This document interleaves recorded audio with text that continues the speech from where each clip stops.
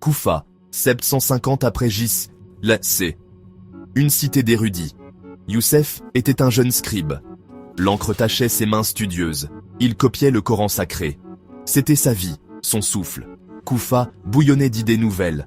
Les journées de Youssef étaient routinières. Prières à l'aube, puis le travail. Ses outils, un simple calame, de l'encre. Le parchemin attendait les mots sacrés. Chaque lettre était un acte de foi. La précision était sa promesse solennelle.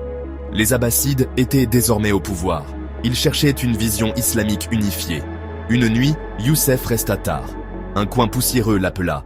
Un vieux coffre gisait là, oublié. Youssef s'approcha du vieux coffre. La poussière recouvrait épaisse son couvercle. Le bois était sombre et marqué. Il souleva lentement le lourd couvercle. Une odeur de renfermé monta à sa rencontre. À l'intérieur, encore de la poussière et des ombres.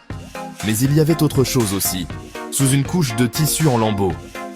Il aperçut le bord d'un rouleau. Il était fait de papyrus fragile. Il le sortit avec précaution. Avec des doigts tremblants, Youssef le déroula.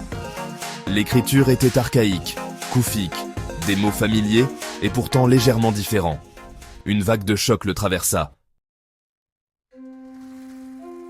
Youssef savait qu'il ne pouvait juger seul. Cette découverte était trop importante. Il avait besoin de conseils, d'une vraie sagesse. Son maître, Abd al-Rahman, lui vint à l'esprit. Un érudit, âgé et profondément instruit, respecté dans toute la ville de Koufa. Youssef enveloppa soigneusement le rouleau.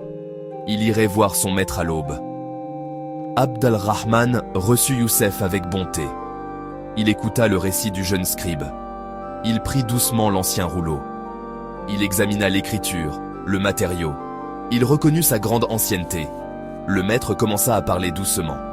Les débuts du Coran furent complexes. Le projet d'Othman choisit une lecture unique. Youssef comprenait bien mieux maintenant. Le rouleau était une fenêtre sur le passé, un authentique fragment des débuts de l'islam. Mais il était aussi problématique.